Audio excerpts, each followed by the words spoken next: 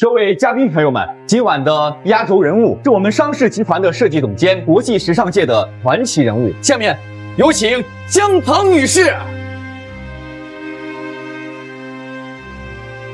这是姜糖，今天怎么这么胖呀？不是说是个大美女吗？设计做工大哥地段数，100多分。时尚圈第一设计师，我看这是第一重量级吧。自从生了圆圆，我白天要跑公司，晚上还要陪孩子。从前不过100的体重就一去不复返了。不行，今天绝对不能出丑，一定要露出。圆圆，来和妈妈一起上台。我才不要！你胖的跟河马似的。范阿姨，你跟我一起上台好不好？哎呀，圆圆别闹，我就是商总的秘书，怎么能抢妈妈的风头呢？快跟妈妈上台，别让大家等着。我才不要跟丑八怪一起。那好吧，不勉强圆圆。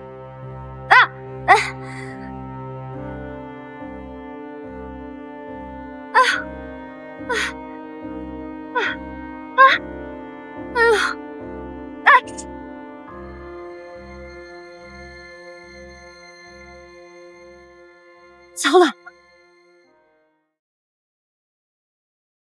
糟了！某些人自己几斤几两还不清，还要东施效颦穿礼服，这下简直是丢人丢到家了。人怕猪名，猪怕壮。我看这上台来呀，什么都不怕。我怎么会有你这么个儿媳妇？真是丢人现眼！姜糖，这么重要的场合怎么回事？我不是故意的，是拉链突然坏了。你现在的形象不太适合发言，我给你换一个。上姐，我青衣，上来发言。我这不好吧？这毕竟是蒋总监设计的，我就是个秘书，这不合适。让你上你就上。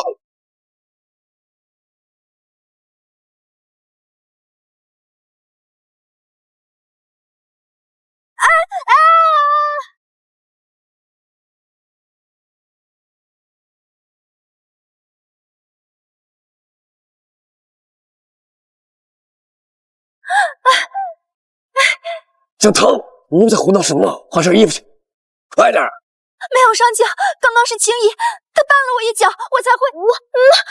蒋总监，你说什么呢？我平白无故怎么可能绊你呢？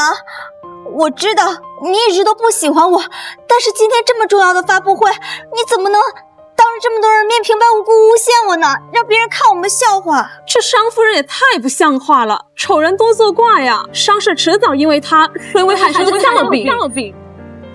不是这样的，为什么你们都不相信我？姜糖，我去把衣服换了，快去！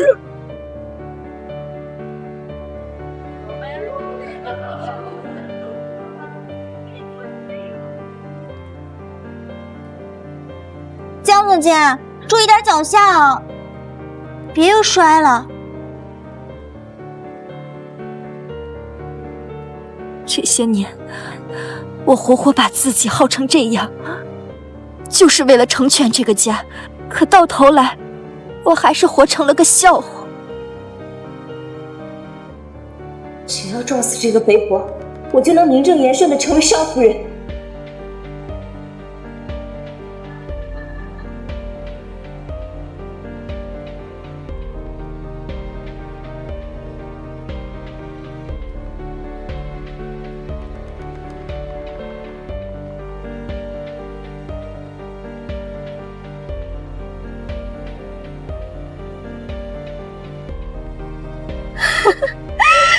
终于死了一个肥猪，凭什么嫁进商家？还霸占了景哥哥那么多年，真是便宜的人。芳姐，我们把人就这么撞死了，真的没事吗？有伯母给我们撑腰，你有什么好怕的？去，把他给我治理。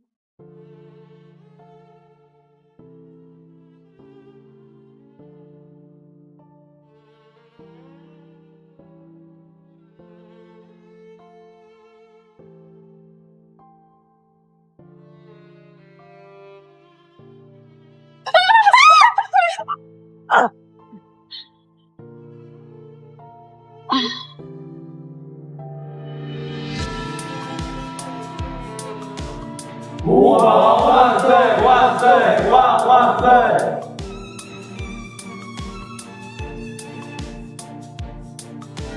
10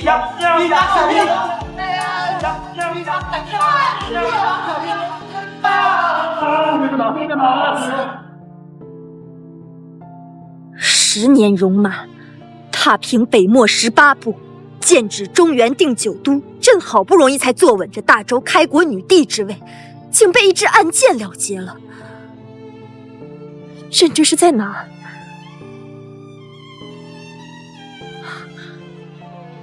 你为何如此眼熟？啊！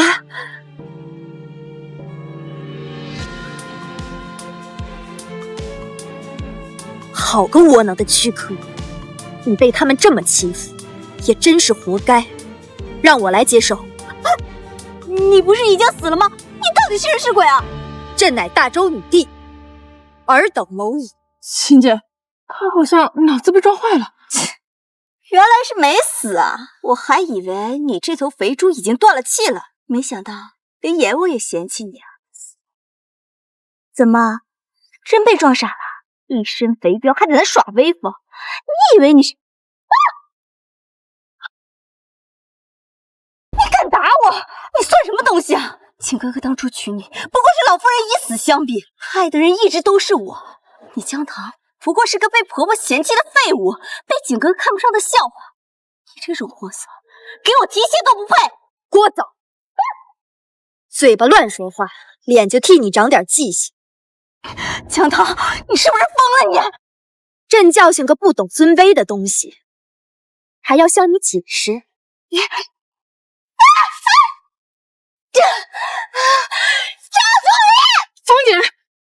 芳姐，她现在有点不太对劲啊。两个跳梁小丑也配在朕的面前放肆？你是死了拦住他！江总监，区区一个丫鬟也想动你也配？芳姐，她现在眼神太吓人了，我实在不敢。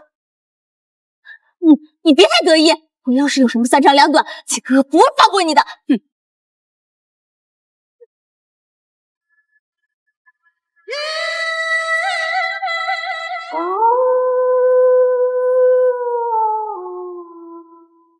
来呀，让他来呀！朕当年在雁门关单挑300铁骑，我倒是要看看你这眼盲心瞎的负心汉能有什么能耐。住手！姜糖，你又在胡闹什么？来得正好，朕今日便教教你什么叫宠妾灭妻的下场。什么宠妻灭妻的，朕的，你胡言乱语什么呢你？不是青姨，你怎么来这儿了？景哥哥，刚刚我和赵助理开车经过，看到方总监就躺在那儿，不知怎么就受了伤。我本来好心去扶他，哪知他不仅说我多管闲事，还把我脸打成这样了。啊，对，是这样的，商总。刚刚江总监还说什么雁门关斩敌300，他好像真的疯了。疯的是你们。我若真想杀你，你早已尸骨无存。装的再可人，也掩盖不了你那黑心肠。哎，妈妈不准欺负我方阿姨！小没良心的，你再说一遍。你就是一个花言巧语的坏蛋！爸爸方阿姨，快来救我！姜糖，怎么这么对孩子说话？目无尊长，亲疏不分，这般不知礼数，跟野孩子有什么区别？奇怪，姜糖以前逆来顺受，从不会这样对圆圆，怎么现在跟变了一个人一样？别怕圆圆，方阿姨保护你。我知道你就是拿圆圆撒气，你要打就打我吧，圆圆是无辜的。惺惺作态，既然如此，那我就满足你。青衣，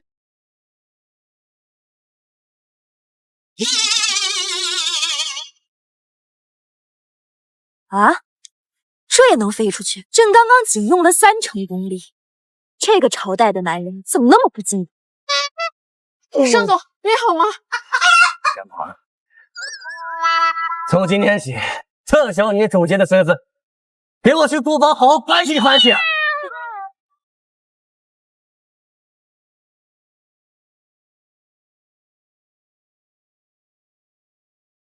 净吃人！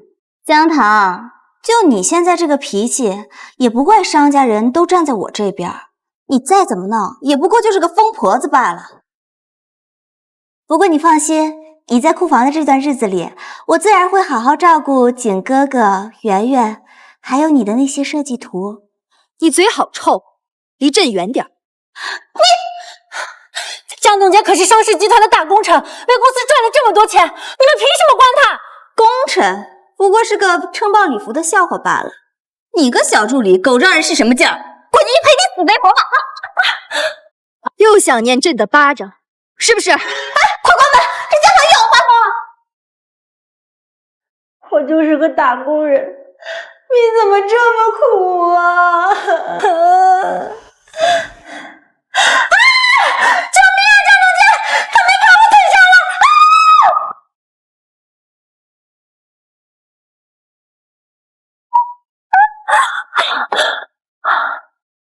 雕虫小技，江总监，你也太厉害了！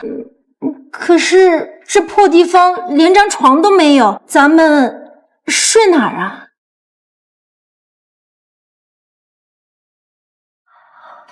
我靠！我是眼花了，还是疯了？哇！安静点儿，别吵到朕歇息。安静点儿，别吵到朕歇息。哇塞！总监，这床是从哪儿来的？是库房原本就有的吗？我变的。啊？朕是大周女帝，是天子，会点你们凡人不会的戏法，不是很正常？您是认真的吗？不然再变点啥试试？想看？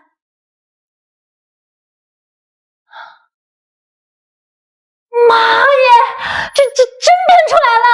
这点本事算什么？当年朕的寝宫可比这奢华100倍、1000倍。那江总监，您快继续变！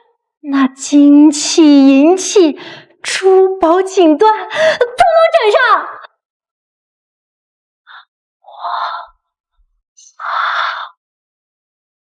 哇！我靠，这也太好了！哦，对了，江总监，下个月董事长商老夫人就回国了。她之前那么宠你，那下个月她肯定能把你从库房放出去。董事长？那是什么？您不会是糊涂了吧？董事长就是整个集团真正的大老板。明白。皇帝不在，这帮乱臣贼子果然乱政。不行，这副身子胖的揍人都不顺手，得减。干脆就趁这1个月好好练，等朕出去了，一个一个收拾。伯母，我真不明白，既然那个江棠都已经疯了，景哥哥干嘛不趁这个机会跟他离婚啊？你以为我不想啊？可是那个商老太太马上就要回来了，这个时候要擅自离婚，难保那个老家伙不动怒。那我还得等到什么时候啊？你急什么呀？等到老夫人寿宴那天，只要能让她当众出丑丢人，老太太自然就会厌弃她。到那个时候，商夫人的位置可就是你的了。伯母，就你对我最好了，还叫伯母呢？妈，这就对了嘛。欢迎各位莅临我家族寿诞。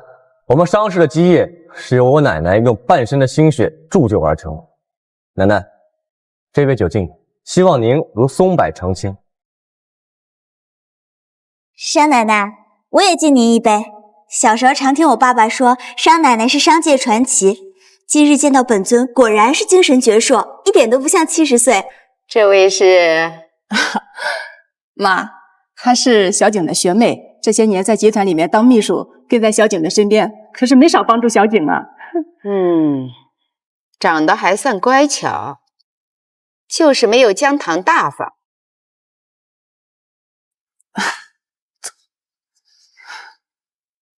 哦，对了，唐丫头呢？今天可是我的寿宴，唐丫头怎么没来呀？她前2天犯了错，我罚他去公司库房罚定去。混账！你竟然把唐丫头调去守库房！当年我让你娶她，不是让她来我们家受气的。唐丫头可是救过我一命的人，要不是没有她，你还不知道在哪里混饭呢。奶奶，您先别激动，江总监他最近精神状态真不太好。上个月公司发布会，他衣衫不整，当众出丑，还突然发疯，打伤了景哥哥。景哥哥也是不得已才让他反省的。什么？江棠还打伤了商总？他现在又胖又丑，他根本不配当总裁夫人。他那种形象简直是在给集团丢脸。依我看，还是让商总尽快跟那个疯婆子离婚，把他赶出商家。就上一次。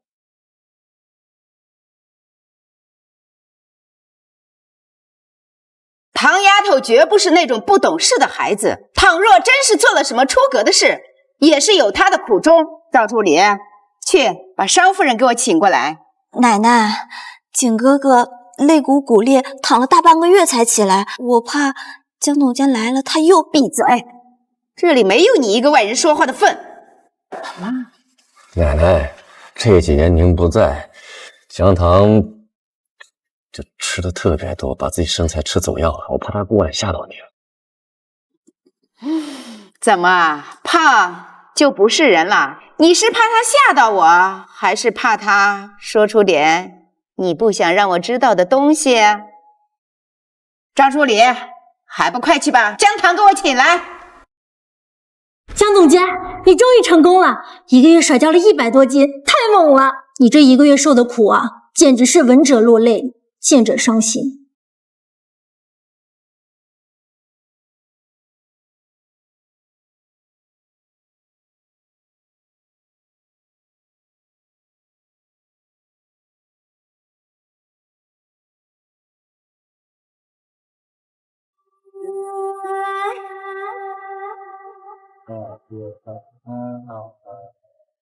胖不是天生的，这些年日日早出晚归，白日相夫教子，晚上还要赶图纸，不胖才怪。但真能控制饮食又勤加锻炼，如今瘦下来也是自然的事。江总监，你现在太飒了，我看谁还敢说你胖？等你出去了，所有人都得闭嘴。闭嘴都是轻的，这要让那几个最聒噪的跪着学会什么叫祸从口出。也不知道老夫人什么时候才能回国，救我们出去。江棠，快出来，去参加老夫人寿宴。总监，老夫人回来了，我们终于可以出库房了。机会来了。奶奶，我也来给你祝寿啦！祝你天天开心，长命百岁！哎呀，我的乖重孙，又贴心又懂事，一定是你妈妈糖糖教的好。才不是呢！公司反而也陪我玩。那个江棠只顾着工作，又胖又邋遢，才不要跟他在一起呢。没规矩，她可是你妈妈，你怎能这么说她呢？就这发一碗。妈，这小孩子不懂事，你就别跟他计较了。说实话，江棠这几年仗着总裁夫人的身份，在公司里横行惯，哪还有一点做长辈的样子？是啊，员工们都背后讨论，说他脾气大、摆架子、仗势欺人，也不是圆圆一个跟他相处不来。听说江棠之前还把方秘书无缘无故的骂哭了，凶神恶煞的。这样的人还留在公司里干什么？你们一个个的可真行呀！是逼着我把他赶出商家，赶出集团吗？商姐，连你也是这么想的？巴不得早点把他踹了。没有啊，奶奶，你等他一会儿来了，你自己看就知道。话说这江棠怎么还没来呀？不会关到库房里1个月又胖了，连路都走不了了吧？更胖，那怕是要让方秘书失望了。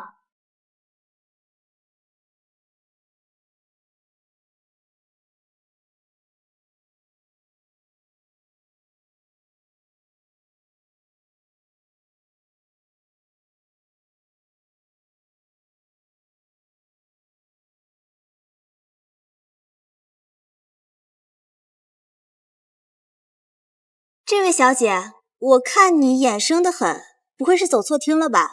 这里是商家家宴，不是什么人都能进来的。眼睛没用就捐了，看我出阵。我就是姜糖吗？姜糖？天啊，他是那个又胖又丑的姜糖，美得跟换了个人似的。这脸蛋，这身材，这气质，简直是吊打方秘书呀！我倒是好奇，今天既然是老夫人的寿宴，何时轮到一个丫鬟坐上主桌了？你骂谁是丫鬟呢？你呀，我特意问过林倩了，总裁秘书这活，在古代就是跟在主子身边打杂，伺候起居的丫鬟啊。伺候起居，唐丫头这话糙理不糙呀。景哥哥，别急，我这是夸你呢，伺候人尽心。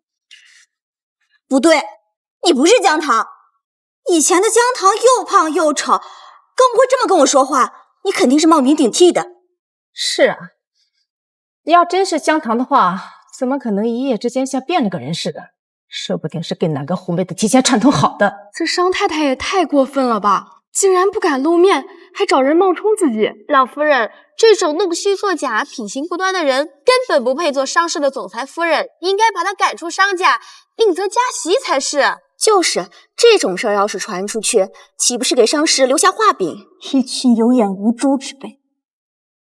不如就让你来说说，我是不是你的夫人？臭小子，连你自己的老婆都认不出来了，还是说有人故意给你灌了迷魂汤？确实是姜糖。为什么简哥哥不否认？只要他否认，这个女人立马就能滚出商家。奶奶，好久不见，您气色真是越来越好了。唐丫头啊，瘦了，变漂亮了。奶奶出国的这段时间啊，可想死我的宝贝孙媳妇了。哇，这竟然真的是我妈！你一个月瘦这么多，你身体吃得消吗？发布会那天的事太丢人了，所以我下定决心减肥。这1个月，我控制饮食，日日锻炼，瘦了整整100斤。什么？1个月瘦了100斤？商太太这么有毅力，不愧是总裁夫人，一身肥肉是减了。但你发布会那天撑爆礼服，推倒酒杯，闹得满场笑话，可还历历在目呢。你说的对，问题就出在那场发布会上。那天事发突然，我没有及时发现有人在我的礼服和高跟鞋上动了手脚。什么？商太太那天是被人陷害的？你口说无凭，你有本事拿出证据来啊！别急啊，证据这就有。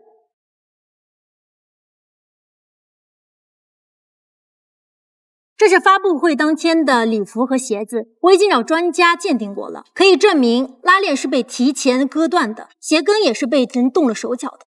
所以说，发布会那天，唐丫头是被有人故意害得出丑。原来发布会那天，她出丑丢人不是失误，而是被人算计了。放肆！发布会那天，丫头穿的礼服和高跟鞋是谁准备的？敢在我商氏集团发布会上动手脚，简直活腻了！这礼服和高跟鞋是我特意为姜糖准备的，你明天派人给他送过去，保证能让他在发布会上名声大噪。放心，伯母，我已经迫不及待看到他出丑，被众人嘲笑的场面。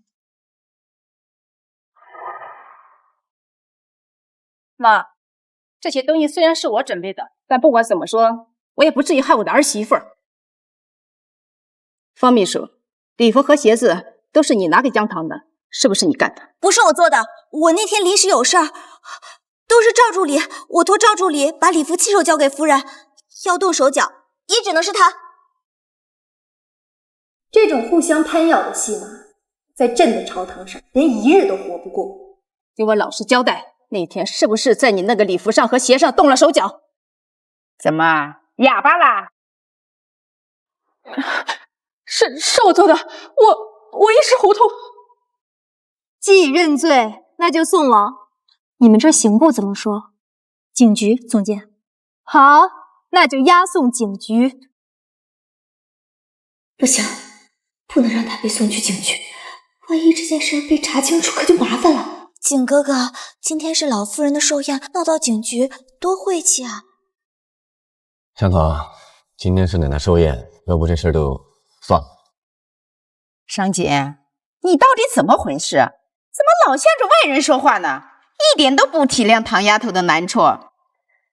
今天我必须给唐丫头撑这个腰。来人，把赵助理送去警局，商家不留这种祸害。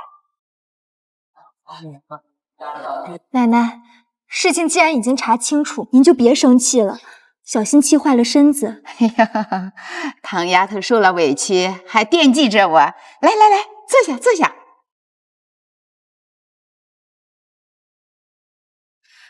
瞧瞧，瘦的下巴都尖了，一会呀可要多吃点，好好补补。好，谢谢奶奶。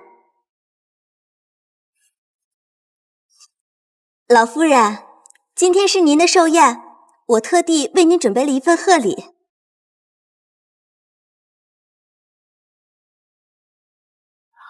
这只点翠凤簪，据说是大周皇室珍藏的稀世珍宝，世间仅此一只。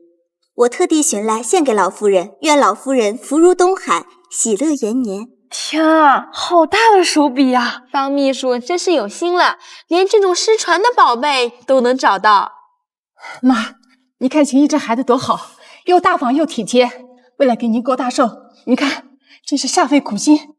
老夫人把江总监当作亲孙女对待，不知道江总监给老夫人准备了什么贺礼，不如拿出来大家一起看看。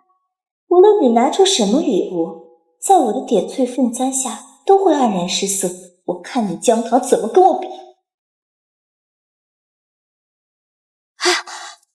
江总监，你该不会根本没准备贺礼吧？同样都是晚辈，方秘书连大周皇室的点翠都寻来了，姜糖作为孙媳却两手空空，真不像话。果然，再漂亮的外表也遮不住没孝心。话不能这么说，想必人家姜糖可能是太忙了，一时疏忽才……不过这话又说回来，不管怎么说，毕竟是老夫人过大寿，就算你再怎么忙，也总该上点心，不是？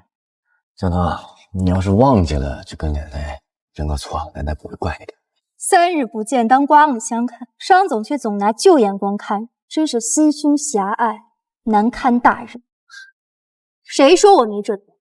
既然已经准备了，怎么到现在才说？不过也没有关系，无论你今天送什么礼物，恐怕都比不上方秘书送的稀世点翠。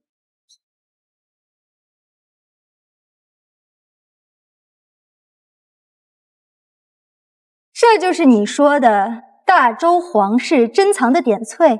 当然，不然我怎么敢献给老夫人呢？方总监这点翠，只怕是大周宫里最下等的宫女都瞧不上。你胡说什么？我这明明就是珍品点翠凤钗，早随战乱丢失。你这玩意儿，成色差，针脚杂乱，顶多是市井作坊仿出来的次品。你胡说，你就是嫉妒我。玉光泛蓝晕，你这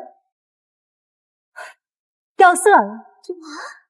方秘书，你怎么选假货的眼光也这么差呀？居然拿假货来骗老夫人，方秘书，你可真有心啊！怪不得急着踩上夫人，原来是心里有鬼啊！朕带来的点翠比你吃过的盐还多，想当着我的面滥竽充数，可笑。老夫人贵为商家董事长，你当这是什么地方？怎么什么垃圾都往这搬？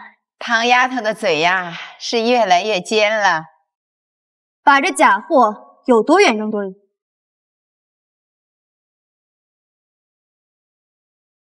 奶奶，孙媳送您的贺礼，才是真正配得上您的大周宝物。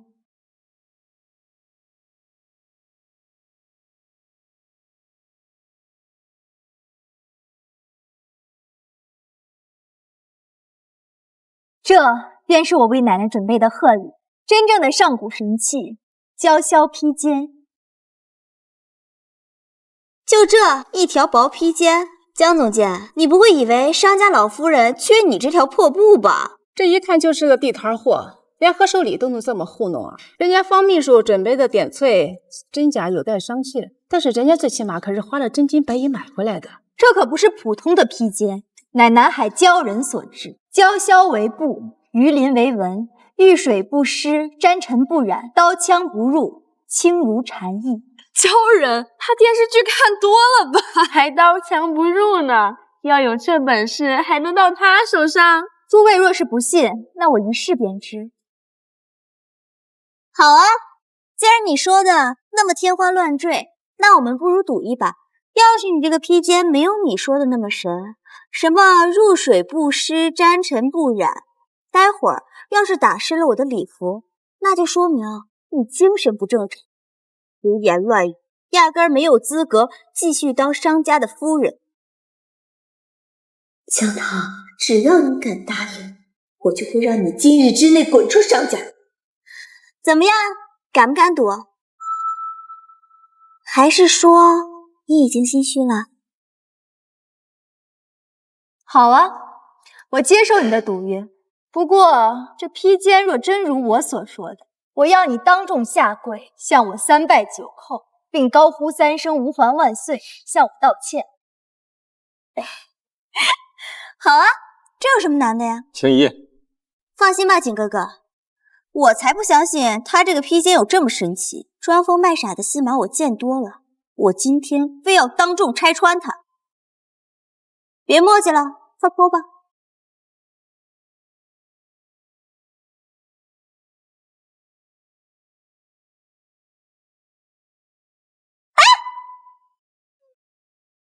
江棠，你故意的是不是？你刚才泼了那么多水，我就不相信一点都不湿。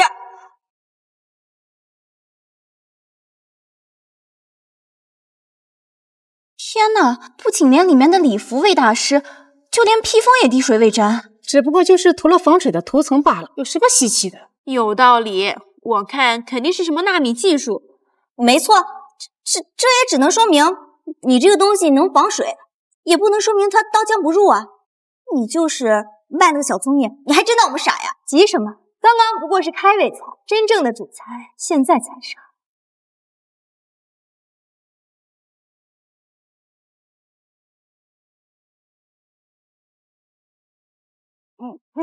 你想干什么？当然是教教你什么叫刀枪不入。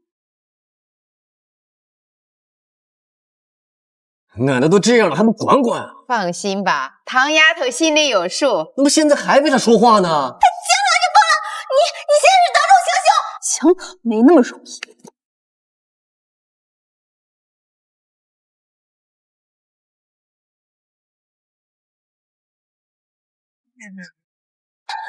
哇，我妈居然会武术！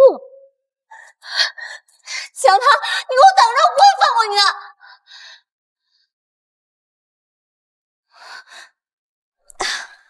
不是，你那东西从哪儿拿出来的呀？不是这么危险的东西打人身上，把你打坏怎么办？林倩，把江潇取来。方秘书刚才被打的也不轻啊，身上没有一点红印。难道这披肩真的刀枪不入？啊，真不疼？这怎么可能啊？了不得，了不得！唐丫头送的礼物才是真正的稀世珍宝。方秘书，现在该你履行赌约，行礼道歉，高呼万岁了。景哥哥，你这样看着我当众下跪，喊什么万岁？我以后在海城还怎么做人啊？那我不如死了算了。好了，江棠，得饶人处且饶人。这青姨好歹是小景身边的秘书，她要真的下跪，这要是传出去，对我们商氏集团的名声有什么好处？妈，你也是商氏的高管，若让外人知道，商氏都是一群输不起还互相包庇的鼠辈，岂不更让人笑话？唐丫头说的对，我们商氏家族的人就应该愿赌服输。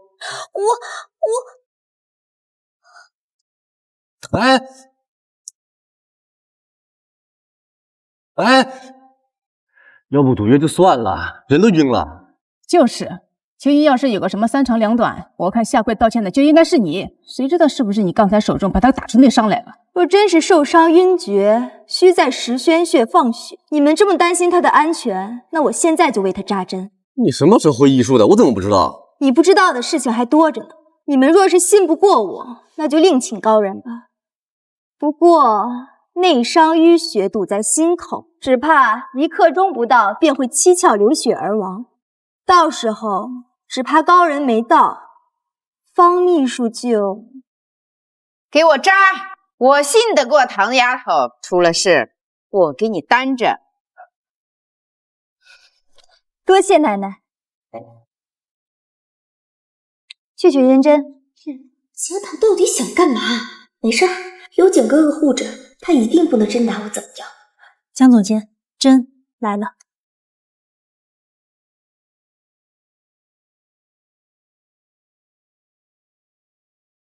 天哪，这银针也太吓人了吧！这么粗的针，方秘书受得住吗？什么情况？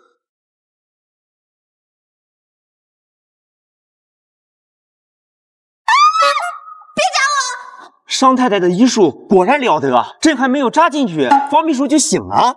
哟，怎么醒了？刚才不是晕死了吗？我刚才是晕了，只不过是低血糖。景哥哥，他分明就是想故意报复我，才拿那么粗一根针。他刚才要一针下去，我小命都保不住了。景哥哥，你真要把这么坏的女人一直留在你身边啊？这铜柄银针乃是大周太医署专治晕厥的宝物，一针下去，病痛全无。我好心救人，结果反而狗咬吕洞宾，不识好人心。你骂谁是狗呢？骗人就是小狗，我妈没说错。哟，你小子总算说了句人话。好了，闹完了，你也醒了，现在该履行承诺了。3拜9叩，跪吧。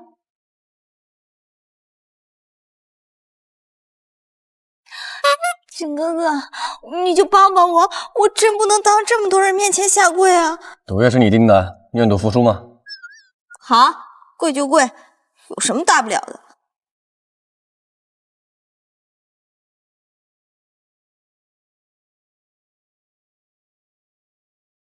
方秘书，你这是擦地呢？刚才我明明说的是3拜9叩，诸位都听见了吧？对呀，没错，我们可是听得清清楚楚的。方秘书该说话算话吧？头低点，手抬高。你这什么表情啊？笑一个，很好。还有3声吾皇万岁，别忘了。吾皇万岁万岁万岁！林倩，你听到了吗？我好像听见蚊子在叫。方秘书，大点声，再这么拖下去，你腿跪断了也起不来。江棠，你给我等着！吾皇万岁万岁万万岁！好了，平身吧。这下你满意了吧？还算满意。有些人天生就是俯首称臣的命，不跪不舒服。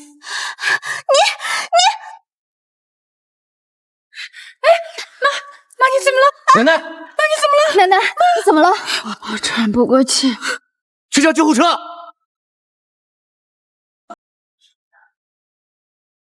张总，我们在老夫人体内检测到一种未知的神经毒素，毒性极强。未知毒素？什么叫未知毒素？查呀，给我查清楚！您放心，我们已经调动全院最先进的技术在紧急调查，但目前更棘手的是，毒素已经入侵老夫人的神经系统，一旦24小时内不能解毒，便会器官衰竭而亡。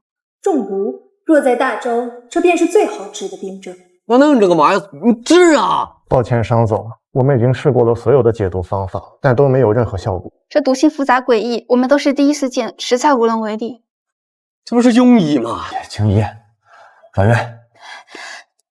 景哥哥，咱们现在还能联系谁呀？国内最顶尖医生都已经在这儿了，他们要是没办法，那就是华佗在世，也没法救老夫人了。是啊，小姐，医生的话都说的那么明白，奶奶的病快治不好了。这上午还好好的，怎么突然就不行了？那怎么办啊？景哥哥，咱们公司不能群龙无首，老夫人现在身患绝症，不如趁着最后的时机，把股权转到你的名下，到时候就算有什么事儿，你也能稳住大局。只要股权都在景哥哥手里，老太婆即便活过来，也没能力保护江桃。总裁夫人的位置很快就是我的。江桃，你给我等着！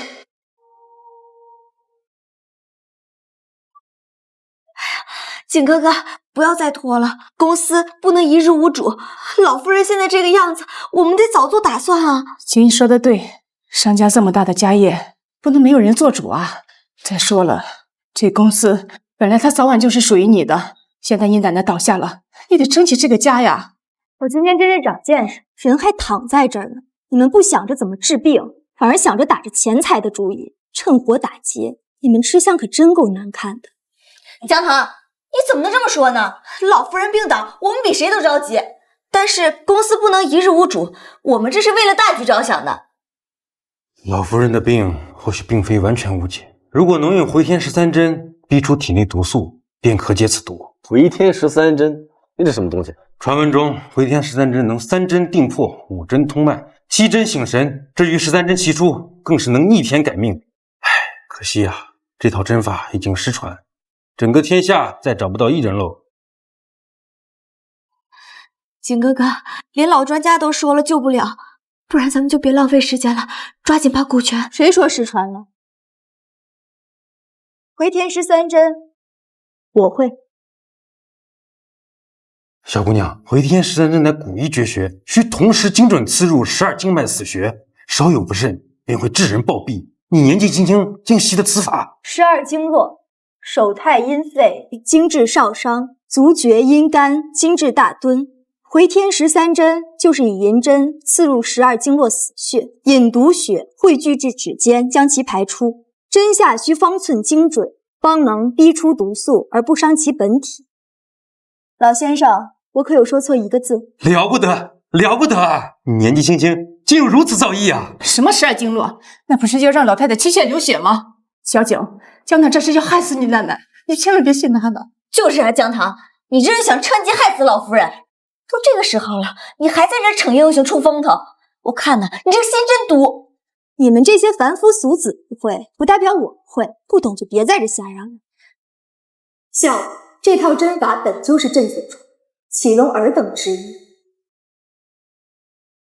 不好，老夫人心跳急剧下降。江棠，你到底有没有把握？我有。如果我救不回奶奶，我自愿离开商家，所有后果我一个人承担。最好你一针下去就出事，那就省得我动手了。小景，既然江棠都这么说了，那就给他一次机会。青衣，咱们走，回去等他的好消息。商总，那我们也不打扰夫人行针了。是，那我奶奶交给你了。站住！你来打下手。手拿来。我的手。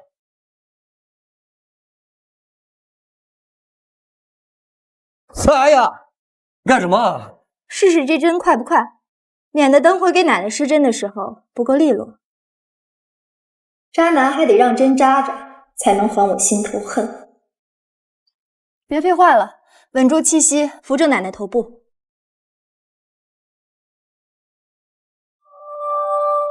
你等会儿，你这样行不行啊？商老夫人是朕在这里遇到为数不多的好人，朕要她活，她就一定能活。你再废话，毒素深入脑髓，奶奶到时候就真的回天乏术了。你扎。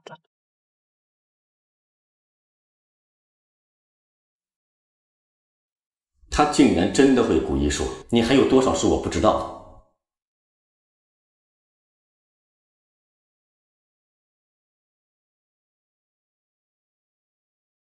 伯母，等过了今天，能在商家做主的，就只有您和景哥哥了。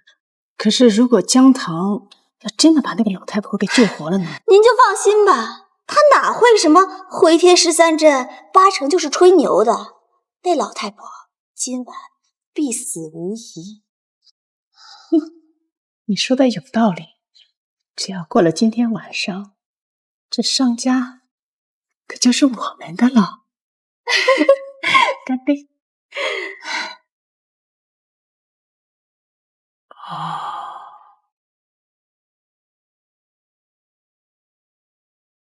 唐丫头，小锦，你怎么回事？吓死我了啊！放心吧，奶奶感觉好多了。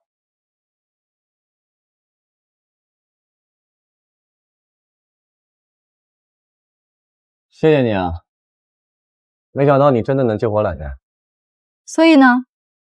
所以我真的很谢谢你。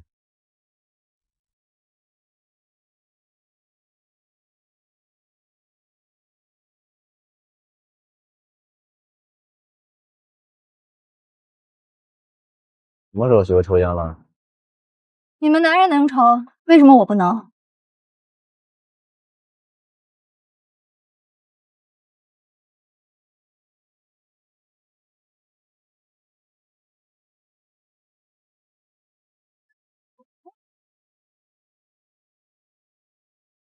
哎，奶奶还需要静养，好转的消息先别传出去，免得有人下毒手。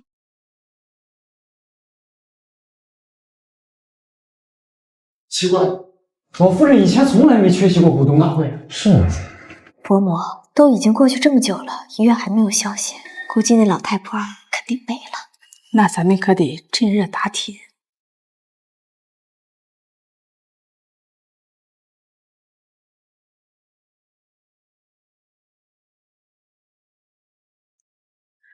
各位，老夫人身患绝症，已于昨夜离世了。什么？董事长去世了？不可能吧？老夫人昨天不是还好好的？我跟大家一样都感到心痛，但事已至此，我们必须接受现实。老夫人在临终之前已经将全部的股份转至小景的名下，所以以后……景哥哥，你终于来了。老夫人是不是已经……都怪那个江棠，竟然用邪术害死了老夫人！什么？董事长竟然是江总监用邪术给害死的？这么狠毒的女人，凭什么做商氏集团的总裁夫人？商总，你一定不能轻饶她。是啊，小景，你可一定为你奶奶报仇，要不然老夫人死不瞑目。谁说我死了？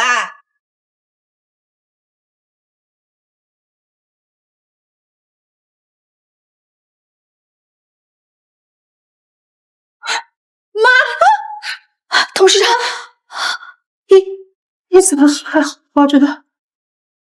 怎么，我活着让你们失望了？我还没断气呢，就惦记我的股份，你们是真盼着我死呀？不是的，董事长，我们也是听信了谣言，一时糊涂，才以为您……上次唐丫头已经说过了，有办法救我。你们不仅横加阻拦，还对外谎称我转移了股份，你们是何居心？董事长，我不用狡辩了，通知人事部即刻开除方秘书。一个小小的秘书，不好好干好自己的本职工作，在公司造谣生事，搞得公司乌烟瘴气，竟敢在我老婆子眼皮子底下耍花样。我商氏留不得这种害人精。董事长，我知道错了，你再给我一次机会，饶了我这一回吧。景哥哥，我真的不能离开商氏，你帮我说句话吧。奶奶，我之前也不知道江棠会医术，我相信方静怡她也不知道。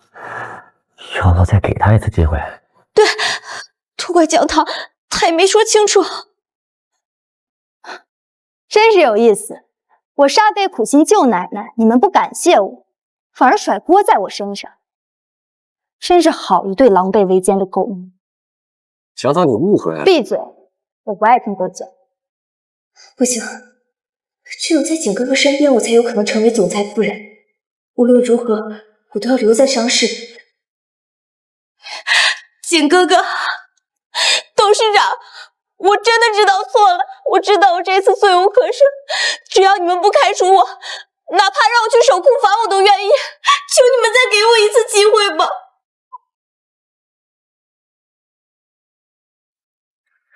奶奶，他哥方奎是我们集团的骨干之一，要是把他开除了，方奎那边很难交代。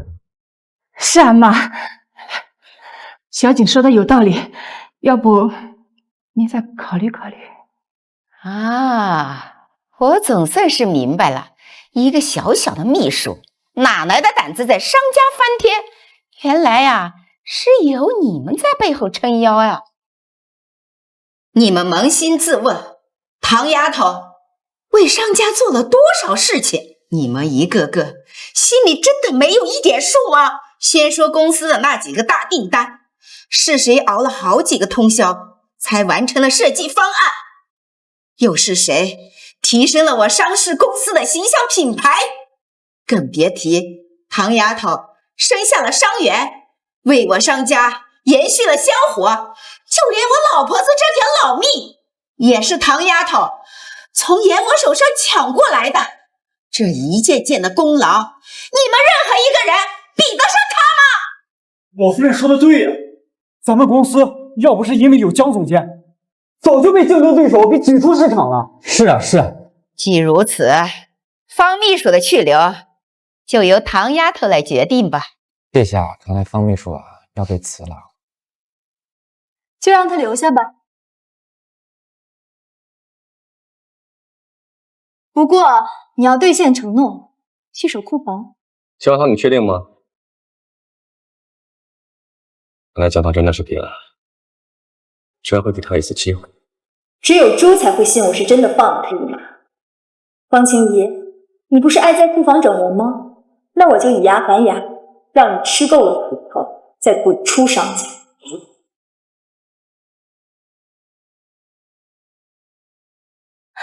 景哥哥，这库房又冷又脏，人家哮喘会犯的。你就帮帮人家，再求求情嘛。奶奶现在在气头上，我求了情也没有用。你在这儿踏实待着吧，等风暴过去之后，我派人来接你。景哥哥，我就知道你对人家最好了。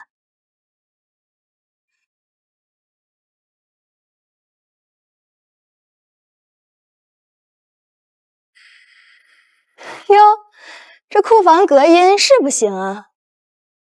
景哥哥，人家哮喘发作要死掉了，要死就赶紧死，棺材本我出。你怎么在这儿？等会儿你进去就知道了。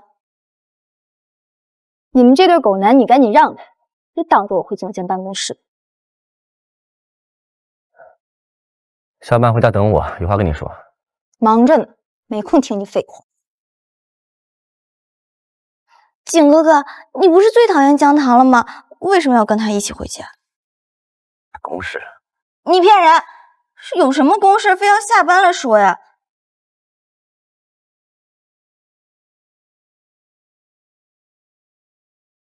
景哥哥，你今天晚上来这个酒店，我也有点公事要跟你说。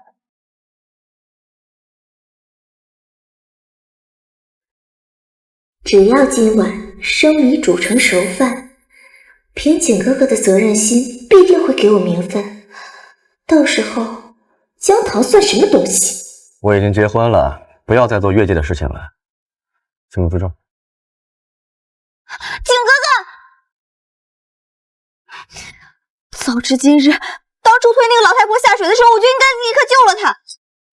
哪知道半路杀出个江棠，让她抢了先机。还误打误撞救了老太婆，嫁进了商家。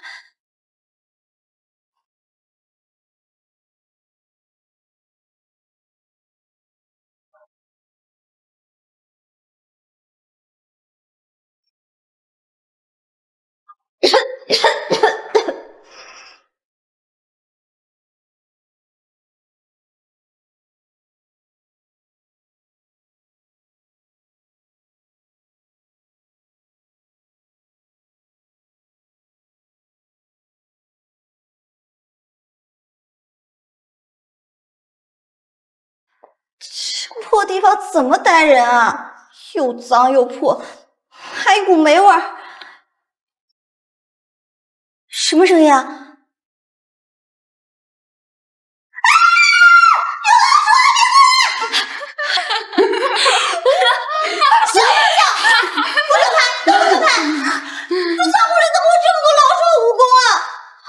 这不是你自己准备的吗？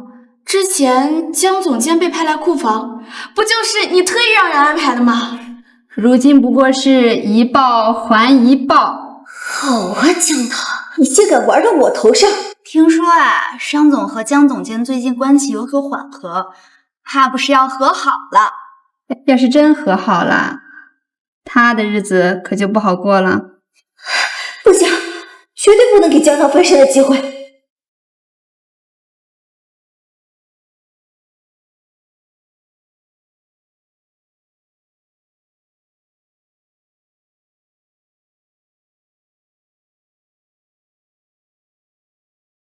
我帮个忙，往外放个消息，就是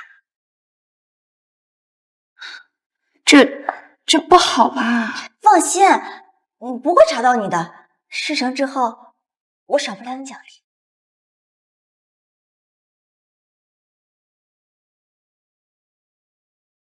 江总监，给方秘书准备的见面礼已经全部就备。好，那就让他好好享受享受。妈妈，你来干什么？我是来跟你学武术的。想得美！我早就决定抛夫弃子了。你不是最喜欢你方阿姨了吗？去仓库给她打老鼠玩吧。我不要打老鼠，我要跟你一起学武术。再不走，某些人的屁股可要开花了。妈妈打我！妈妈打我！小屁孩，这么大了还只会撒泼打滚，朕在这个年纪已经提枪跃马，斩过敌手了。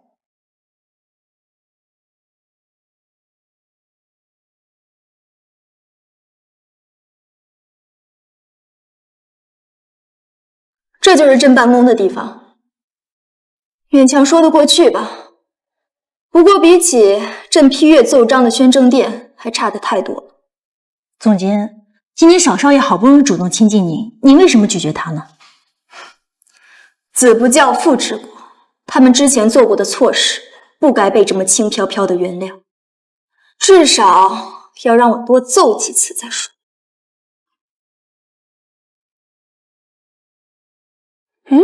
商总，您不是一直喜欢方秘书吗？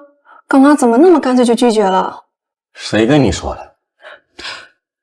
外面都那么传的啊，说您是被逼无奈娶的江总监，实际上一直喜欢的都是方小姐，所以才留她在身边做秘书的，难道不是吗？放屁！我只是因为她是我的学妹，并且看在方奎的面子上，我对她稍微有一点点照顾。怎么给你们传成这样了？爸爸，怎么了？妈妈说不要我了，还说要抛夫弃子。抛夫弃子啊！这个江棠是越来越不像话了，我找他去。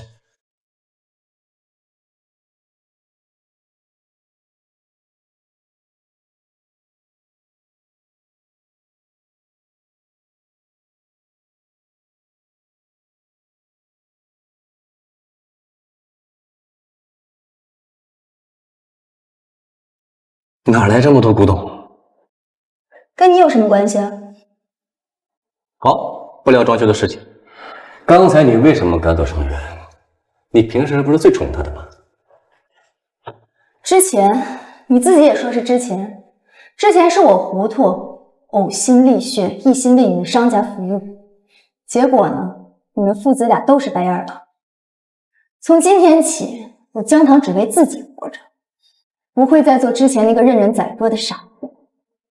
你的意思是说你要抛夫弃子了？你要做这么绝情？绝情那是跟你们学的呀。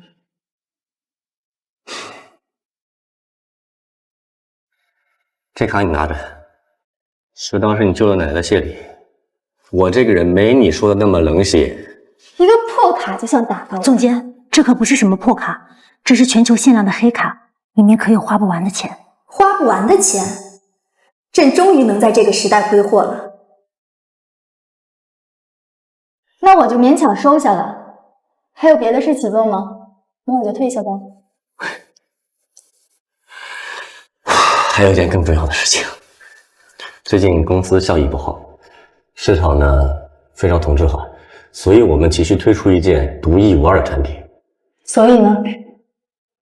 所以能不能把你那个披肩设计图给……我凭什么给你？披肩是我的，公司是你的，别想当我披肩的主意。我卡都给你了，钱都给你了，你怎么那么不知足啊？你说这，你怎么那么不要脸？这是我舅奶奶的谢礼，不是你买我宝物的酬金。江棠，你身为公司的设计总监，你为什么不为公司好好考虑考虑？我说过，我不是之前的江棠，别说设计总监，就是总裁夫人，我也可以不当。无法无天。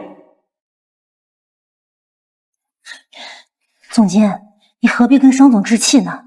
你刚刚恢复了总监的身份，那要是商总一气之下又把你调回了库房，这可就麻烦了。放心吧，商景现在需要我，不敢对我怎么样。这点驭人之术我还是懂的。等一下，他刚刚说现在公司效益不好是什么意思？实话跟您说吧，咱们集团这2年境遇不好，处处被翟氏集团压一头。马上就是1年1度的设计大赛，这次的比赛主题是珠宝。要是翟氏再胜，那么商家可能破产。珠宝大赛？最近这江腾对我跟圆圆态度怎么那么差呀？车祸之后好像变了个人似的。难不成那场车祸有什么隐情？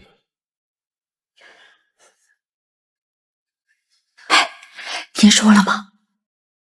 江总监最近跟一个陌生男人走得特别近，刚刚还有人看见他把那男人带到办公室去了。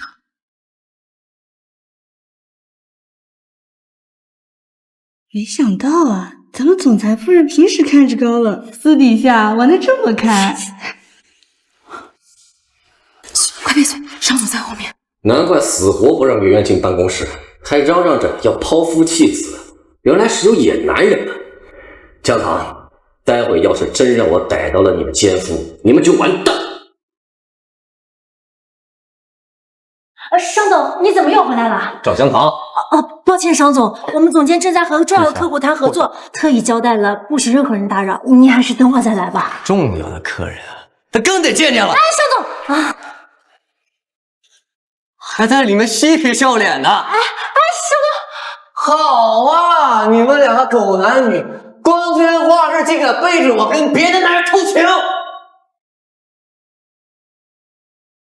你胡说八道什么呢？吓我一跳！都被我抓到现行了，你还敢狡辩？陛下，是否需要微臣替您将此人请出去？不必，他是我名义上的夫君，爱卿不必与他一般见识。你跟他都爱得死去活来了，我是你名义上的夫君？你现在完全不把我放在心上了。就算你觉得这段时间我冷落你，你好歹找一个小鲜肉吧！你找这种穿奇装异服的老男人干什么？你饿疯了！商景，你脑子被驴踢了，在这胡言乱语什么呢？这是我新签约的珠宝设计师黄玉堂，黄掌座。编，接着编。哎，这位大人不可妄言，陛下召我前来，正是命我签署契约，为朝廷效命啊！大人若是不信，一看便知。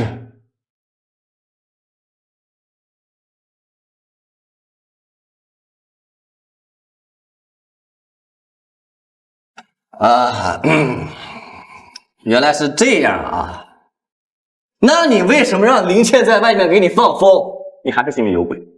你自己也说人家是奇装异服。黄掌座不想被人当猴子一样围观，所以我让林倩看着点，有什么问题吗？有问题啊，那当然有问题啊！你们见面为什么偷偷摸摸的？你知不知道外面人怎么说你们的？风言风语，我管他做什么？商总怎么火气这么大？莫非是想加入我们签约？我恬不知耻！他这是怎么了？加入我们签约有什么羞耻的吗？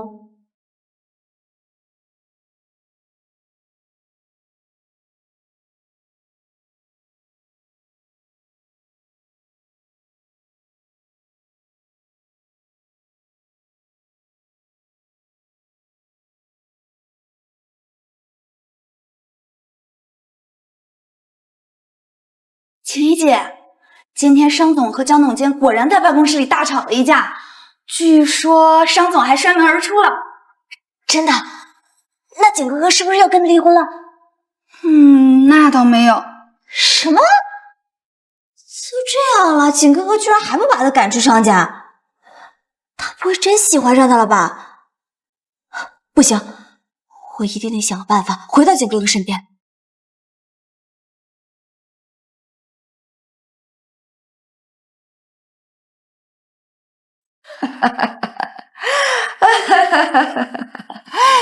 哎呦喂，我的乖孙呀，你这醋劲呀，比奶奶年轻的时候还大呢！大张旗鼓的去抓奸，结果啊，抓的可是唐丫头新签的设计师。你呀，真是闹了一个大笑话。我这个叫防患于未然。防患于什么？唐丫头不是那种不三不四的坏女人。之前我还担心你和唐丫头真的水火不相容，如今看来，我们家小景心里也是有唐丫头的嘛。哎，你说这干什么？董事长、商总，不好了！翟氏集团请来了国外的鉴宝大师史密斯，还放出消息说要在赌石环节踩死我们。今年的设计大赛是以珠宝为主题，前2局又偏是赌石。我们商氏历代做的是服装设计，这不明摆着欺负人吗？今年的设计大赛，我们怕是输定了。集团的赌石专家也只有方奎了。如果他愿意替我们参赛的话，或许我们还有一线希望。但要是想让方奎参加比赛，必须得先说动方晴怡。景哥哥，你想让我哥去参加比赛也不是不行，但是你必须答应我2个条件。说。第一，你把我重新调回秘书部，我要当你的秘书。行，没问题。第二，你要带我一起出席设计师大赛，以你女伴的身份。怎么，这你就不同意了？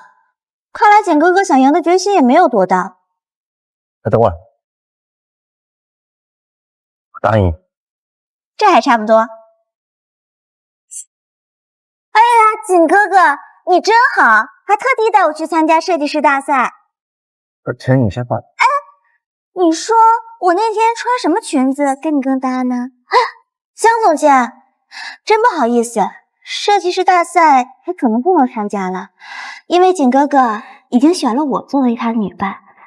不是江棠，你跟我解释。巧了，正好我也不想去，正好你们2个结伴，省得在公司挨我的。不是江棠，不是你想的那样的。这可是我东山再起的机会，只要我哥在大赛上拔得头筹，商景必然对我另眼相看，到时候我一定让你江棠颜面尽失。方总监，方奎可是咱们集团数1数2的珠宝设计大师，如果他真的帮集团赢了比赛，您真的一点都不担心吗？放心，他一个草包，绝对赢不了。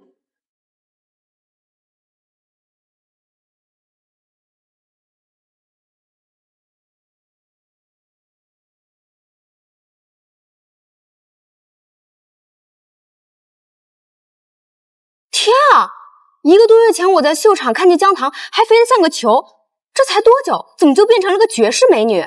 这颜值，这气质，站在商总身边，好一副郎才女貌的画面啊！某些人之前不是抛夫弃子的嫌弃我吗？怎么今天还挽着我的胳膊进场了？可别给自己戴高帽，要不是奶奶绝世相逼，我才懒得管你这破事。管好你的嘴，不然我马上就走，到时候自己跟奶奶交代去。都怪那个死老太婆，要不是她，现在站在景哥哥身边的就该是我，抢走了我的位置，还有脸装清高。江棠，你给我等着！我宣布，第24届国际珠宝世纪大赛现在开始，第1轮赌石对决。商总，这一轮你怕是连开石的机会都没有，到时候可别怪我没给你机会。史密斯大师，请。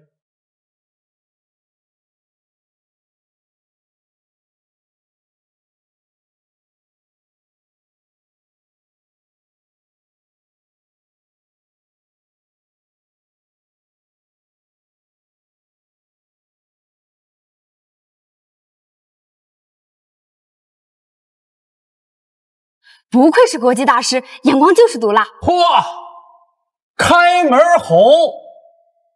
商总，该轮到你了。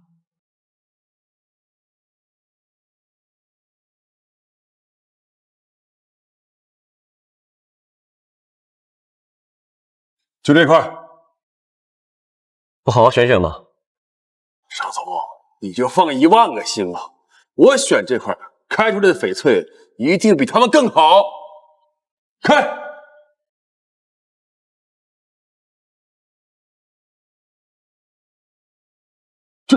这怎么可能呢？这全是废料，这眼光可太差了吧！这就是商氏的设计师的水平？不对呀，你明明已经看准了。我哥怎么回事？第1局就输了，这样下去怎么赢比赛，让景哥哥重视我？早就猜到方奎是个草包，只是没想到草的这么彻底。要我说，你还是赶紧换人上吧，省着继续丢人。原本有几个备选的鉴定师，但是今天要不就生病，要不就是有事，都来不了。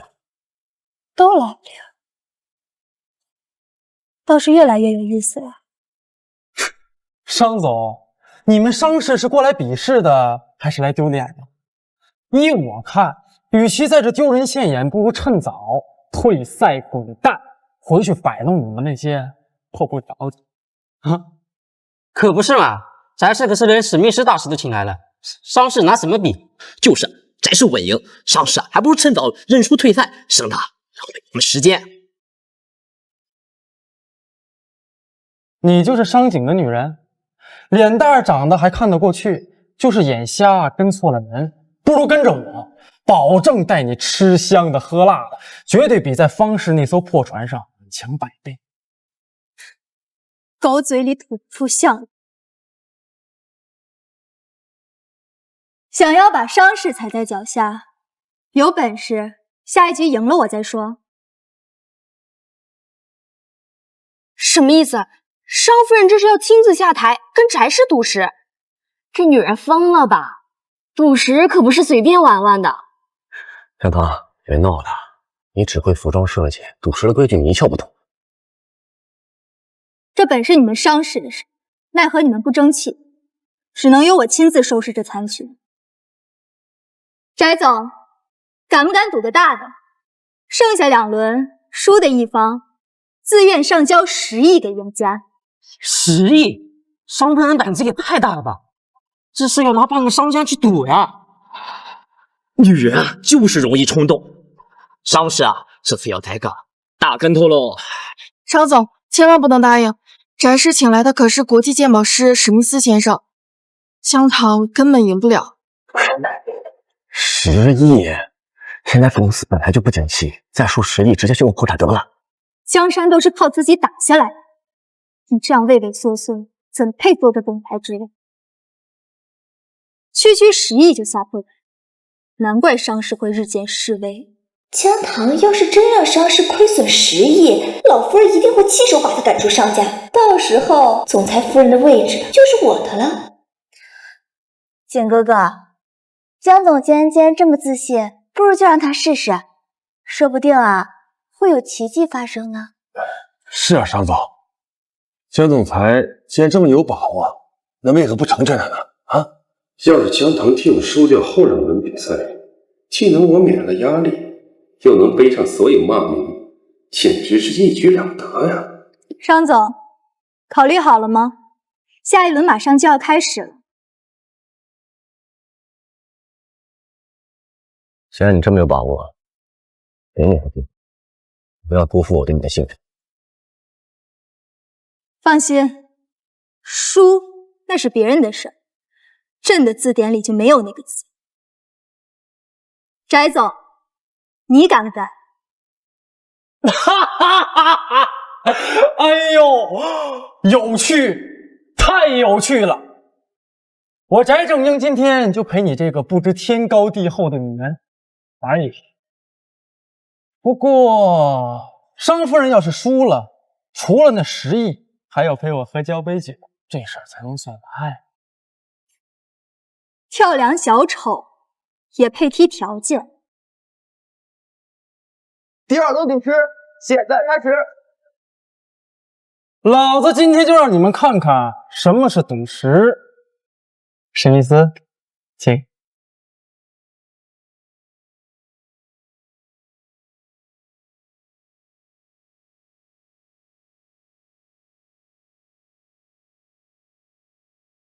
这块内部定用高种水色料。这眼光，商夫人就别耍嘴皮子功夫了，请吧。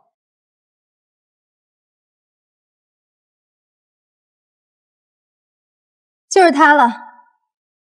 真正的宝石往往喜欢藏在最不起眼的地方。哎呀，商夫人，你眼睛不会坏了吧？外行人都看得出来，那就是块河里的破石头。完了，这简直是在给翟氏送钱啊！哎，商氏集团这下真要完蛋了。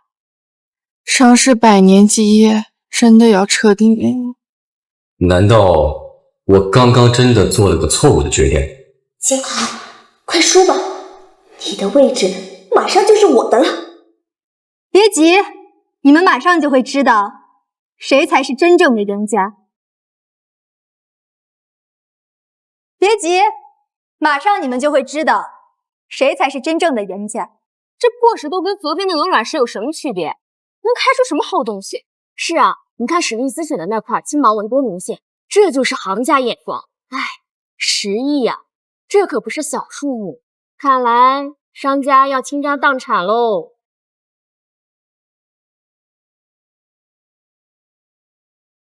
有几声骂我？12分，多出来的2分算是给翟正英的惊喜。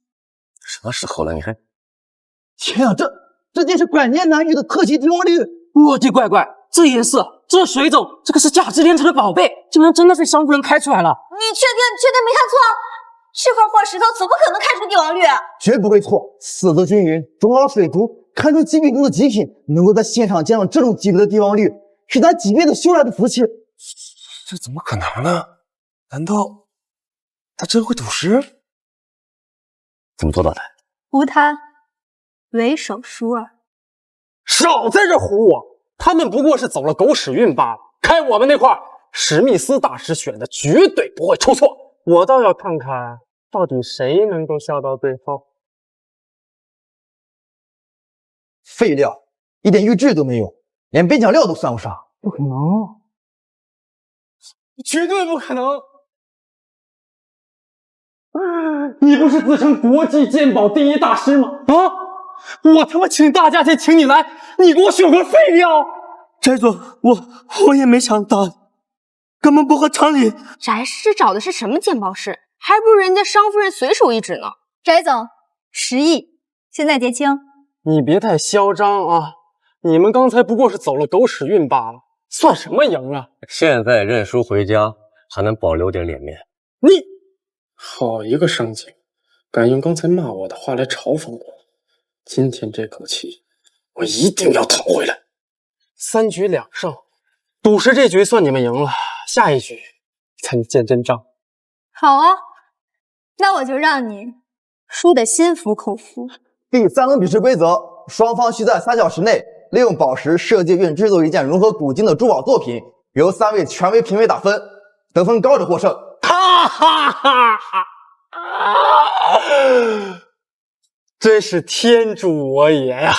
史密斯大师不仅是鉴宝大师，更是国际珠宝大赛设计3连冠得主。半小时内我就能完成一件数以多块的珠宝设计啊！听见没？你们商氏虽说在服装界小有名气，但在珠宝设计这一块那是一窍不通。今天这一局，就算是天王老子来了，你们商氏也赢不了。巧了，我最擅长的就是古今融合。巧了，我最擅长的就是古今融合。商总，这可怎么办呀？赌石虽然能打成一个平手，但珠宝制作不是靠运气好就可以赢的。你总是能给我带来惊喜，这一次是不是还有办法？办法倒不是没有，不过事成之后我要3千万颗。什么时候了？还留钱？孙子兵法有云：以利动之，以足代之。想要我替你解这燃眉之急，我当然不会白白出力了。当然，如果你舍不得，就当我没说，那你自己想办法吧。成交。这还差不多。用你们这个朝代的话怎么说来着？这叫天下没有免费的午餐。你们商氏不是怕了不敢比了吧？翟总，你刚刚说史密斯能半个小时完成珠宝制作？那是当然，半个小时对我们翟氏来说足够了。但是你们商氏呢？给你们半个月时间，也未必拿得出一个成型的作品啊！要不你们就直接认输，我好安排人收尾。半个小时，我10分钟足矣。10分钟，商夫人，你这牛吹的也太大了吧？就是啊，他怎么可能比得过国际大师？吹牛吹到这份上，也是个人才。江总监，白日做梦也要有限度吧？开了块破石头，真把自己当天才了。10分钟，怕是把草图都画不完吗？等会儿睁大你们的眼睛，好好看清楚，什么才叫真正的本事？别急，待会儿睁大你们的眼睛，好好看清楚，什么才叫真正的本事？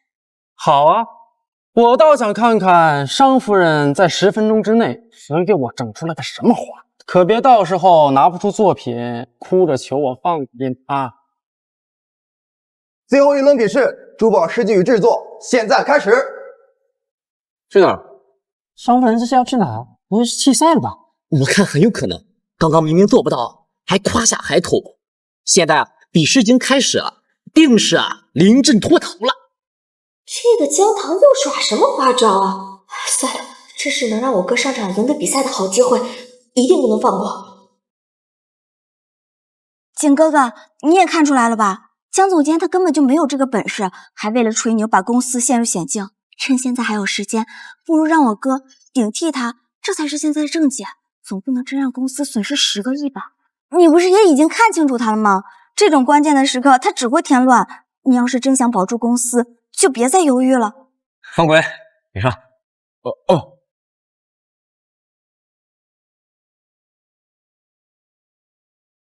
已经过去5分钟了，姜糖却到现在还没回来。商总，要不要提前把那10个亿打到我的账户上？把公司的账户准备一下。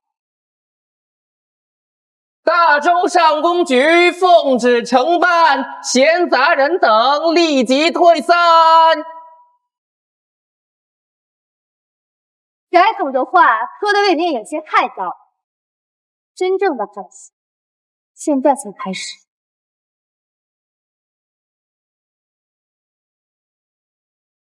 开始5分钟了，去哪儿了？我去换了身方便的衣服，顺便请来了我的御用设计师团队。他不是那天姜糖签约的新设计师吗？原来他早就开始为此次大赛谋划了。之前真的是我错怪他了。荒唐！哪有比赛带这么多人的？这不合规矩呀！这怎么就许你翟氏请来高价的西域大师，不许有场外球员？而且比赛规则也没有说不许带自己人上场啊。商夫人说的没错，大赛规程中确实没有限制参赛方是否能有团队辅助，只要最终成品是以选手为代表提交即可。原来伤势还有后手啊！看这阵势，这姜糖怕真是要逆风翻盘了。你带再多的人又能如何？现在代表伤势参赛的是方肥，你带的人不过是陪衬罢了。陪衬？那……我的手！哥，你怎么这么不小心啊？哥，你怎么了？你怎么这么不小心啊？完了，这下全完了！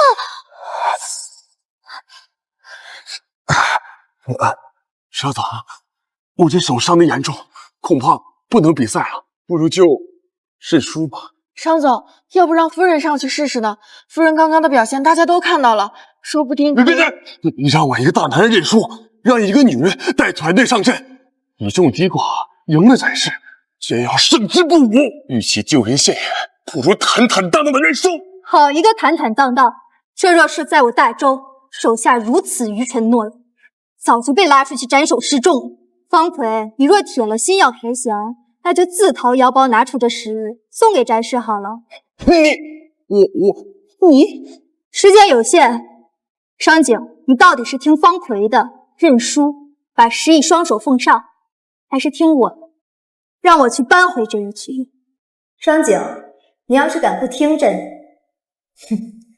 我自有办法让你尝尝什么叫天威难测。我听你的，还有啊，就算是输了，也不要伤到自己。今天你终于说了句中听的话，放心，看在你的面子上，我必会好好表现。黄掌座，率人上阵。微臣听令。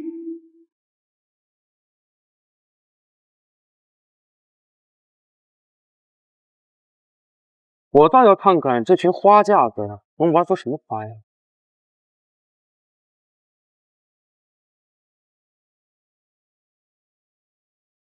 哎呀，这是哪个朝代的人呢？这是，准时给我合个影。下一个。哎呀，都不理我。啊，真是雷声大雨点小啊！搞这么大阵仗，结果不还是装模作样？你们一个个穿的跟戏子似的，干脆唱段戏，给大家一个行。你这靠谱？果然是虚张声势。姜糖这么能吹牛，最后丢的还不是伤势的脸？吵什么？翟总若真有时间，何不睁大你的狗眼看看清楚，我们伤势的珠宝做得如何了？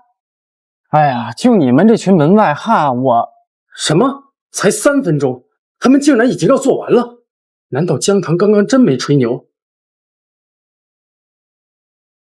你还要多久？大概20分钟。废物，怎么这么慢？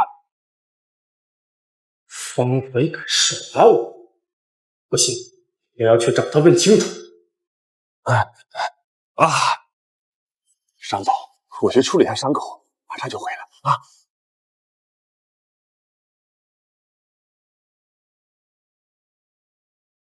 小伙伴摸懂。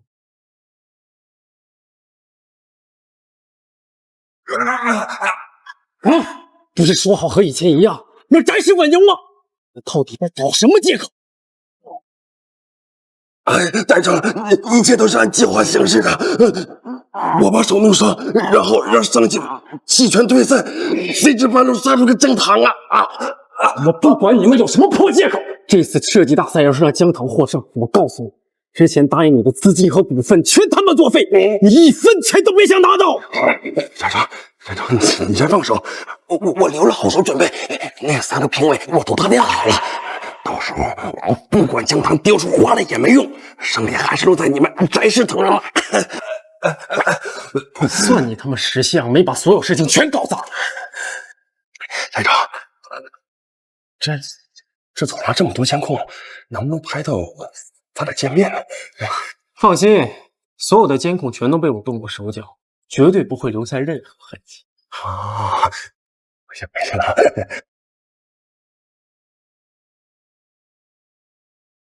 只剩30秒了，姜糖输定了。是啊，还说什么10分钟之内就能完成，他光换个衣服就要5分钟，剩下这点时间连打磨都不够。商总，不然要是完不成，你不会真的要给翟氏10亿吧？那我们公司彻底完了。我相信他向来说到做到。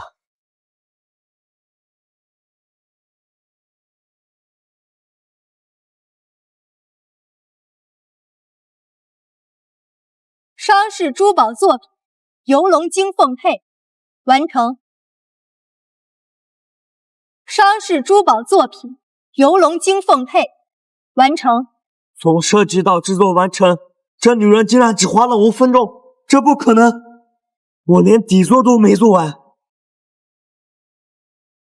根据规则，如果一方提前完成作品，另一方必须同时提交成果，请史密斯大师停止制作，上交作品。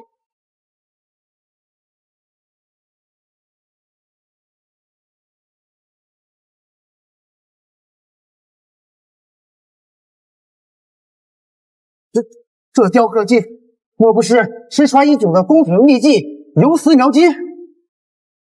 线条圆润如流水，镶嵌稳固，简直不可一世。敢问商夫人的团队师承何方？师承？这群没见识，这哪里是什么传承？眼前这群工匠可是大周上宫族正主，你们的祖师爷。我看也就一般般嘛。史密斯大师雕的一定比他好100倍、1000倍。这份是展示集团的作品。南唐，这次啊，多亏你了。我看了，我们商氏很有可能翻盘。别高兴得太早。什么意思啊？你做的东西完全碾压对方啊！等着瞧吧。经评委会一致裁定，第3轮获胜方是史密斯。本次设计大赛最终获胜者是翟氏集团。什么？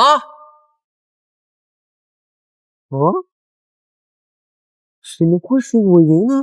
这结果也太离谱了吧！明眼人都看得出来哪个作品更好，这几位评委的眼光可真是难评啊！陛下，微臣生平几十年，还未见过如此颠倒黑白的评判。敢问诸位，这游龙精凤佩究竟差在何处？若不能说出个所以然来，则必有猫腻。这江总的作品虽好啊，但设计过于大胆啊，不够稳重啊。史密斯的作品更符合现代审美。商夫人的玉佩太复古了，不够创新。商事就是商事，空有虚名。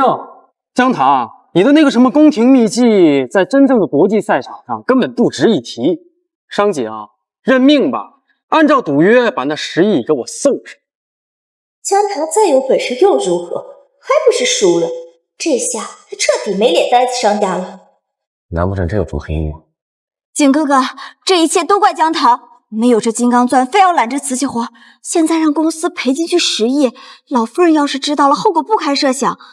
依我看，不如直接把姜糖踢出商事，免得他再惹祸。没错，当初直接听我的，认输算了，都是在丢人现眼。你还好意思在这说话？比赛结果为什么是这样？你自己心里不是最清楚？他不会真知道是个吧？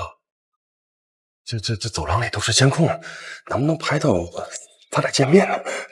放心，所有的监控全都被我动过手脚，绝对不会留下任何痕迹。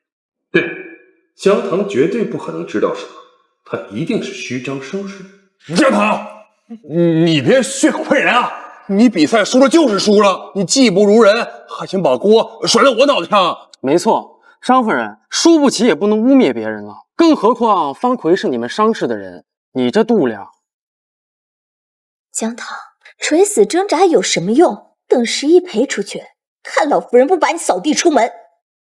算了，输了就输了吧，我想办法把10亿挪出来，给他就是了。这还差不多。要是早早认输，何必闹出这么一场笑话啊？认输？你们想的也太美了。方奎，你和翟正英暗中勾结，贿赂评委，这桩见不得人的丑事，你们还妄想瞒天过海？什么？收买评委？合着这设计大赛全是黑幕？可能吧？我看这就是姜糖输红了眼，乱说的吧？姜糖，你别胡说八道！凭什么造我哥的谣？有本事你拿出证据来！哼，就凭他，赛场所有监控都被我破坏掉，他能拿出什么证据？不见棺材不落泪是吧？好啊，证据给你。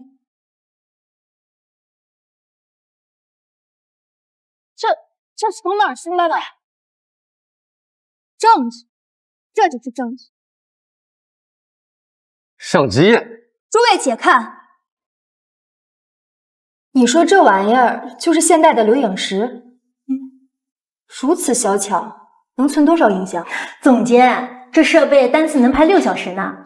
您看，它还能自动人脸追踪呢。妙哉，此宝物我倒是没见过。我的人可是把你们在楼梯间从头到尾的勾当都拍下来。坏了，绝不能让他把视频放出来。那滚开！班长，一切都是按计划行事的。我把手弄伤，然后让上级弃权退赛。这次设计大赛要是让江腾获胜，我告诉你，之前答应你的资金和股份全作废。我留了好手准备，那3个评委我都打点好了。现在你还有什么好说的？不可能！哥，你怎么能这么糊涂呢？你个吃里扒外的东西！商总养了你这么久，居然养出你这么个叛徒！方奎，从现在开始，你被商氏除名了。以后谁敢用他，就是与商氏为敌。完了！完了！彻底完了！几位大人，现在还敢说刚才的裁决真的是公平公道？商夫人，抱歉，我们也是被逼无奈的。对，是方奎危险，实在是对不起。翟总，这场大赛最终的赢家想必是商氏，那10亿什么时候到账？放屁！啊，谁跟你们赌10个亿了？你们有合同吗？有公证吗？债让我成了行业的耻辱，我虽是受你邀请，但刚才的胜利并不光彩。你欠他们的不是10亿，更是一个交代。这位女士的作品才是真正的艺术。你个废物，你还敢来教训我？我他妈！我气得肚子疼，我得去趟医院了。这跑不掉的，过几天律师函就会发到翟氏，欠我们的1分都不能少。比朕想的聪明啊！陛下，既已事成，臣等该回宫了。准，每人赏黄金100两，绸缎10匹。谢陛下隆恩。回宫。他们为商氏立下大功，我理应开车送送他们。就你那车，怕是送不了他们，送我去见奶奶还差不多。走吧。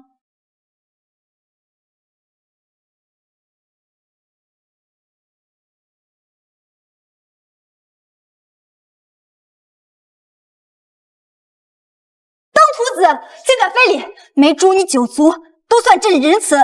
江腾，你疯了！是你自己帮到自己，我好心救你。再说了，我上去就算再喜欢你，我也不可能不经过你的允许非礼你。原来如此。等等，你说你喜欢我，就你，朕以前的男宠，要文采有文采，要武艺有武艺，最次的那个也比你近。你花的！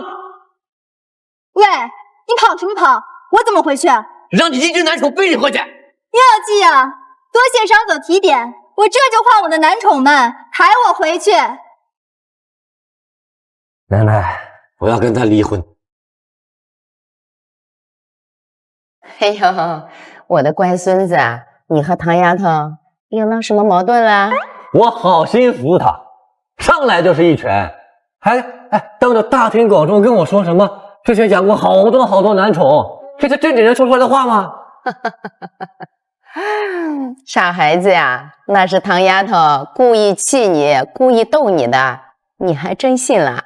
她可不是那样的人。奶奶，我实话跟你说，她嫁进我们商家就是图咱们家里的钱。刚才比赛还没结束呢，狮子大开口，上来跟我要3000万，这你可就冤枉她了。她要钱是为了做这个企划项目，你看看。启动资金正好3000万，这企划书写的多好啊，有条有理的。若真成了，对公司大有裨益。那娇娇披风的设计图，他之前还不愿意给我呢。你怎么这么小心眼呢？娇娇披肩，世间仅此一件，现在根本找不到能用的材料，他哪是为难你啊？不过是实话实说罢了。现在误会消除了，你还离婚吗？我再给他一次机会呗。哎呦啊！完了！你给我完了！我之前动了上市几百万公款，这一天商也在查账，但早晚会查到我头上。什么？哥，你疯了！你这是自掘坟墓啊！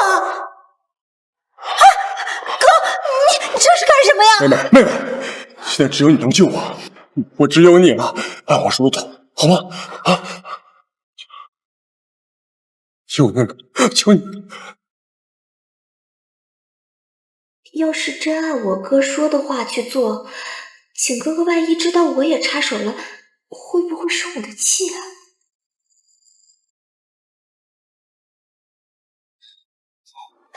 景哥哥怎么穿成这样子啊？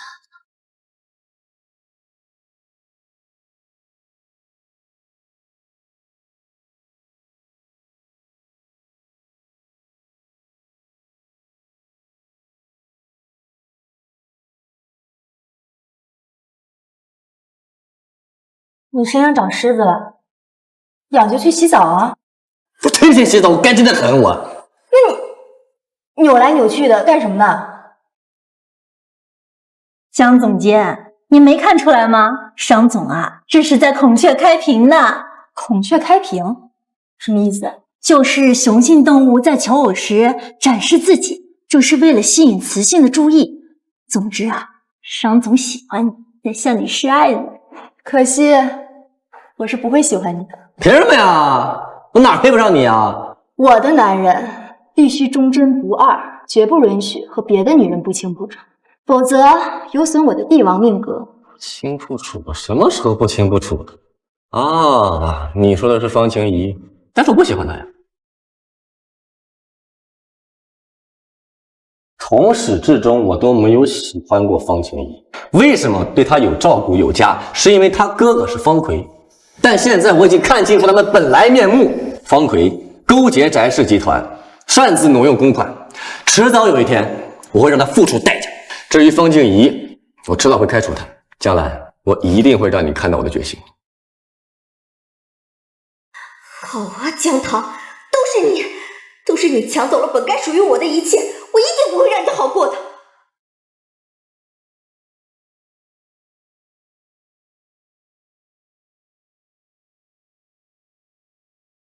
方秘书怎么来了？江总监，之前都是我不懂事，今晚我在帝豪酒店订了包间，想正式的向您道歉。黄鼠狼给鸡掰你，有意思。我倒是要看看你打的是什么鬼主意。好啊，地址发我。江棠，今晚我就要让你身败名裂，再也没有脸继续在海城待下去。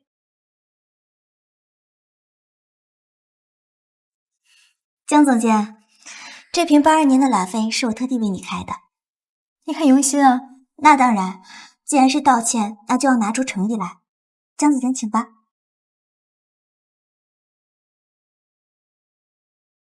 你要是不喝，那就别怪我待会儿撕破脸了。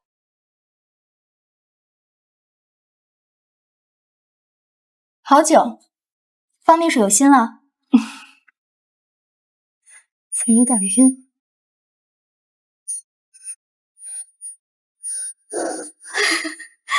你在酒里下了什么？我还以为你多有能耐，还不是被我一瓶酒就撂倒。真行啊！这脸蛋儿，这身材，真是极品，真便宜伤情的小。江棠啊，江棠，你要从一开始就乖乖跟着我，何必受今天的苦？赖总，人一波已经带来了，我那几百万漏洞就得仰仗你出手了。明天我就给你，现在赶紧带着你和你的妹妹滚蛋！好，我马上就滚。走吧，走。住手！景哥哥，你怎么来了？你挪用公款，出卖公司，你下药绑架，桩桩件件，罪无可恕。说曹操，曹操到。商总孤身入朝营，真是好胆量。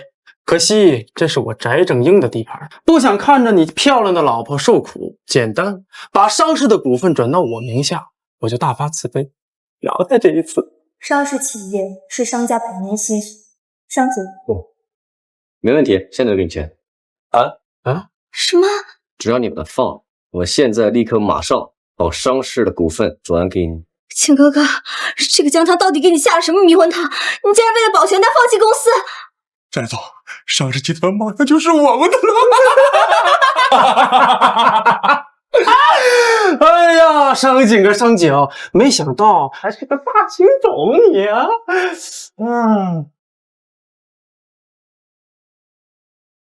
签吧。那教头你没事啊？放心吧，我没事儿。不可能啊！我刚刚明明看着他把酒喝了呀，怎么醒得这么快啊？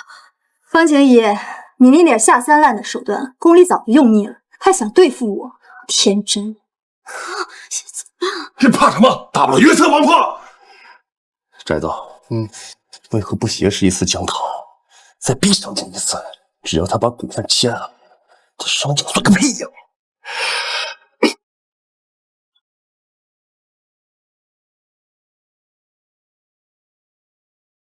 小心！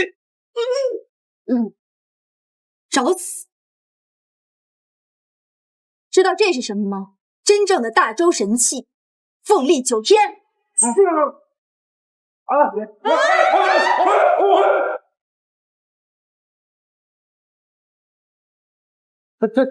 啊？不是夏伟，那不是当时设计大赛那批人吗？哥，是怎么回事啊？这不是在酒店啊，我好害怕呀！我他妈也不知道啊，这他妈还是国内吗？幻觉，绝对是幻觉！江棠，你究竟用的什么妖术啊？对付你们几个还用不着妖术，朕今日便用大周律法判你们的罪：方锤勾结外敌，挪用公款，罪当凌迟；方晴怡阴险狡诈，以下犯上，处以炮烙。至于翟正英秽乱宫闱，意图弑君，判处五马分尸。陛下，我想死了，陛下！他们这样多久了？有一阵子了，大概是议政犯了，胡言乱语。陛下，陛下，我错了，陛下，我是淫贼，我是淫贼，我错了，我错了，我再也不敢了，陛下，我再也不敢了。摆正。我饶命了，我是淫贼，我饶命了。今天过得跟一场梦一样，没想到啊，你还真不是现代人。怎么，怕了？那倒没有，恰恰相反，我现在非常清楚的认识到自己要保护的是什么，那就是，当然了，我之前对不起你，你现在也不会给我机会。